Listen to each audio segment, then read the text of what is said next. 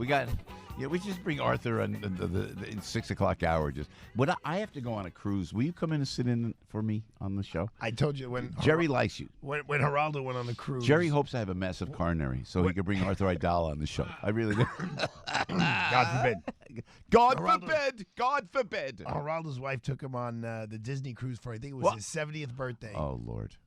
A lot of people on Disney cruise. Geraldo went on a Disney cruise? For his 70th birthday. They had their little daughter. This is great. So he goes, got a little overwhelming with all the fans. I said, so what'd you do? He goes, I hid in the one place that no one on the Disney cruise goes. I go, where's that? He goes, the gym. He's like, everyone's up there eating.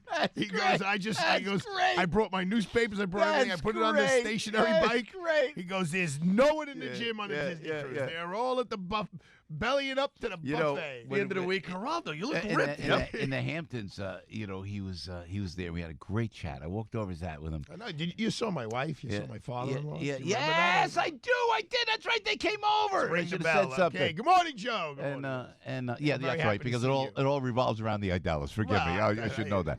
So the president goes like this. He goes, here's a guy. He goes from the podium. He goes, he looks 22 years old. This guy doesn't age. Geraldo Rivera.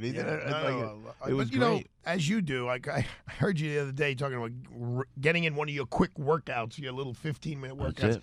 Geraldo, he works on it. I mean, he gets on his bicycle. Looks good. And he spent the summer. I spent a lot of time with him. Luckily, this summer, he didn't get in his car. He rode his bikes. He rode his bicycle everywhere. And he's 76. But you're working in August. How you doing everything? It stinks. It really, as a society, and a lot of people have been saying this. The last 2 weeks of August, especially if you're an Italian American, Ferragosto is August 15th. It's the Feast of the Assumption. Lord. In Italy, everything closes down. But this is typically family time. This is why you work from January until now is to shut it down. I mean, my dad, before there was cell phones and everything, although he still, God bless him, doesn't have one.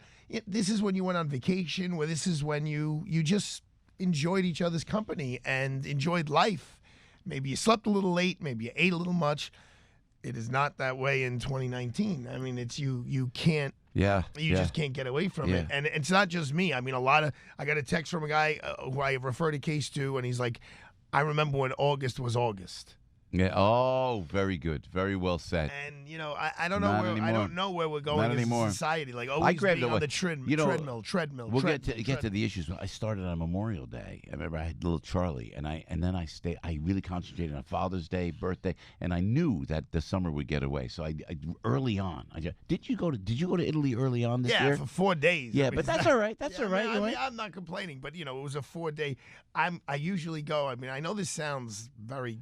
I don't know what the right word is. I usually go for at least 2 weeks, if not close to 3, every year since like 1998, I think. Oh, you didn't do that this year, though? No, it's overwhelming. I can't even breathe. You have such high-profile cases now, Arthur. Yeah, it's a little much. It's a little much. I mean, last but week you're in demand, brother. I had Fiddy set in my office all week. Working on a civil thing. And he's a very cool guy, and he's very intelligent guy, and boy, has he built an empire for himself. Yeah. Mr. Weinstein is, walking in and out of my office like he owns Do you, the when place, you represent 50 Cent, do you say 50 Cent in the courtroom, or do you say, Your Honor, 50 cents? Well, actually, I had Mr. Cent. I had a lawyer refer to him as Mr. Cent.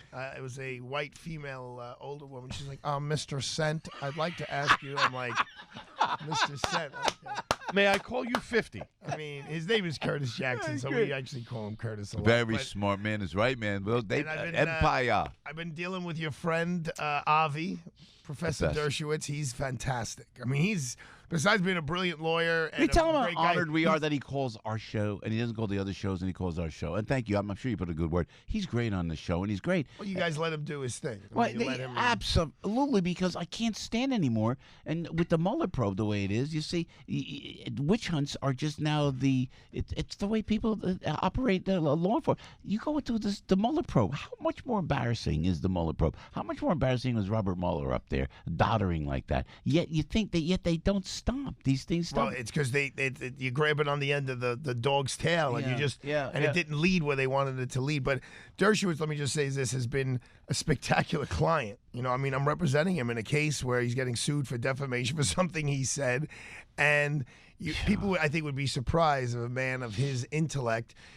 when his legal team, when we disagree with him, he actually sits down, listens to us. And I would say in about 80% of the time, he comes around to our way of thinking. He's not stubborn. That's good. He's just wonderful. Arthur Pantaleo, the whole situation. Now we got to talk. We're fired up this morning. Bernie Carrick was riveting just now. I mean, I had it on the app in my cab ride company. He was riveting. Yeah. And I believe on the Joe Piscopo show 2 weeks ago, I said they should figure out a way for Pantaleo to come in and resign, figure out a way to let the guy keep his pension, and just quietly walk out the door. And I believe that's what Commissioner Carrick said about 10 minutes ago. Look, even as you got to admit, the guy's got to be scarred, Pantaleo, from going through all of this. If you're a cop, Joe, you're Joe Piscopo, the police officer, you want Pantaleo next to you, a guy who's definitely has post-traumatic stress disorder from this whole thing. Yeah. In the heat of a battle, guy pulls out a gun. He's got to be thinking, wow, am I going to go through this and put my whole family through it again? Now, Carrick put the Diallo cops sitting behind a desk, but that was, 20 years ago. The social climate is a lot different than it was. It's not Mayor Giuliani. It's Mayor de Blasio. And, I mean, Frank, were you surprised even a little bit that he got fired? I mean, this is what I thought was inevitable. Yeah, it was inevitable. Frank, so if you Frank know called it. You know it's inevitable, why don't you just go in and try to cut a deal? I mean, I know his lawyer Stu London is spectacular. But maybe there was no would deal Mayor to de be Blasio cut. let that happen? I was just going to say there may not have been a deal to be cut. They may have told de Blasio may have told O'Neill, I want him fired, and that's it, and da-da-da-da. Because you could have spun this to Pantaleo, say, I'm going to go forward. I'm going to step down. I'm going to do what I think is in the best interest of the NYPD. And he would have been like a little bit of a hero internally, and he would have saved the police commissioner from having to fire him. So, I don't know. The bottom line is, and obviously we all respect Commissioner Carrick, it wasn't a chokehold, blah, blah, blah, blah. Eric Garner should not have died on that day. Eric Garner should not have died. I mean, the guy's getting arrested for cigarettes. Help me out here, Counselor. Pantaleo didn't, quote unquote, kill him like they're saying. I know. The bottom line is you got a guy who's getting arrested for fake cigarettes who's dead. I mean, with Diallo, they thought his wallet was his gun, so they thought they were being attacked with deadly physical force. Here, yes, he's being.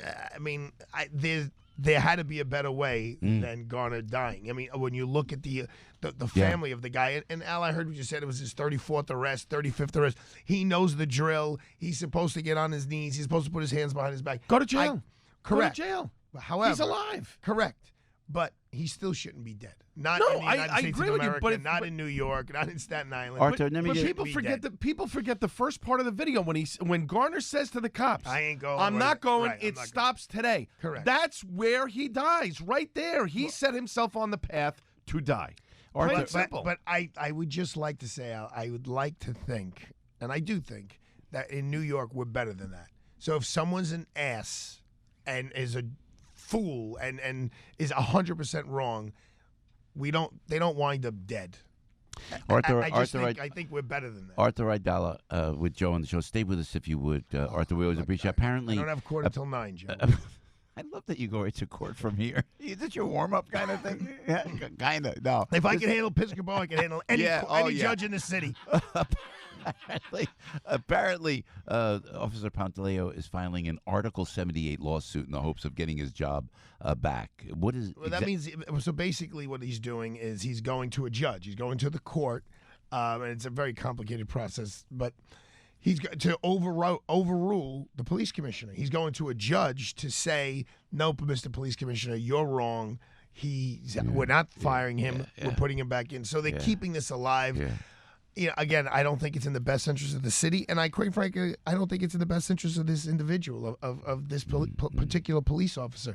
Sometimes you got to know when to hold them and when to fold them. Yeah. This is the kind of case where I've represented cops, Joe, who have done things wrong, not like this, but they've done things wrong, and they've had to leave the job. They make so much more money, like when the police commissioner Carrick says, oh, his life is ruined. They become electricians, they become plumbers, they're making 10 times the amount of money. They're their own boss, and they're not getting shot at on a regular basis. So I don't adhere to, you get fired from the NYPD, and your life is over. Yeah. This young man will be fine. He'll find a sympathetic ear.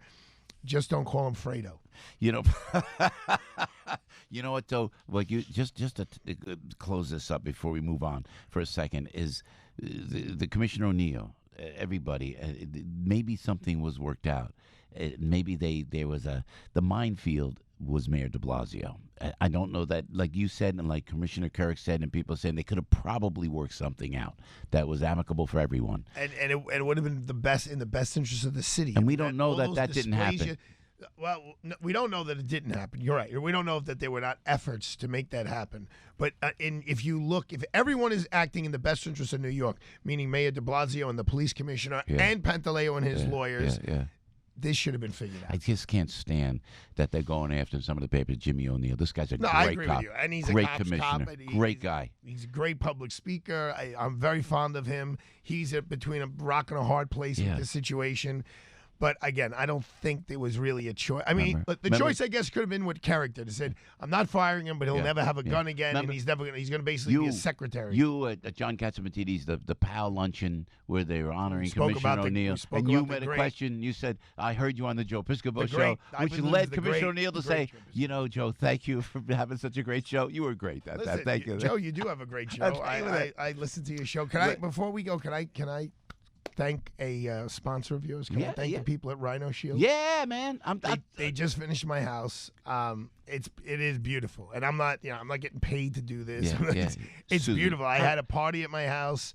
Susan came to the party, but everyone was Frank, like, "Your house." Were you invited? Yes, Frank was invited. I was invited. Oh, look at you! And Joe, actually, you were invited. So check your email, brother. You were, and Al, Al was invited as well. Al doesn't go anywhere. I know, but I RSVP'd. I want to come out for you. But I will tell you, the Rhino Shield stuff that you say when you read those commercials, it's true. I'm telling the guys. I mean, it's really we got a guy true. doing the trim, like the trim down the shore. And I said to Mom, and I told the guy down the shore, "You should do Rhino Shield." He goes, "What's Rhino Shield?" I'm explaining to the painter what Rhino Shield is. Two people who came to my house, less than a month ago, have hired Rhino. Look at that. Two. This is great. Wow. There was a guy working on Frank. There was a guy working on my house because I was there when they worked with it. He had a brush. It was the size of a toothbrush. He was inside all the little creases and cracks. It was. Rhino believe me, Shield. man. I'm sold. Arthur, we love you. Listen, before you let you go, how did they whack Epstein? How did they whack him? I mean, don't tell me that he hung himself. I'm not buying any of it. How did they whack this guy? How did they get the inside of what's happening within the prison? Did I tell you I saw him right before he died? He died on Sunday. I saw him Wednesday. What? So Epstein? I was in the MCC, and there he was. And it's wait. Whoa. So he was in his cell, or was he walking around? He was in a cell talking to. Apparently, either lawyers or paralegals or social workers. So you walked through? But there were two women who he was in the cell with. Oh, good. I'm not going to do the joke. So but it was eye-raising, to be honest with you. I was like, wait, that's Epstein. I'm like, interesting. He's got two women. Now, there's about 10 attorney meeting areas, and they just have regular doors on them, except there are two of them where the attorney gets locked in with the inmate. Yeah. And he was in one of those two. He looked pretty good, to be honest with you. But I think if there's any corruption or anything, it may have been that he got them to look the other way. Even Alan Dershowitz, who knows Epstein a lot better than anyone in this room, said this is a guy who led a hedonistic life.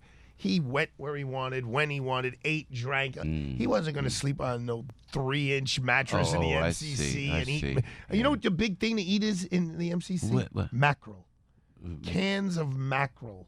Because it's packaged, it's clean, and that's got a lot of protein. You're talking about a guy who goes from eating, at Per Se in the greatest restaurants, drinking $5,000 bottles of wine. Yeah.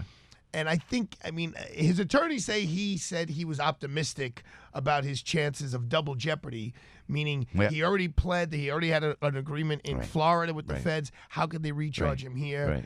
But in the bigger picture, I think he had a very honest look at his case and thought, I'm 68 or what it was.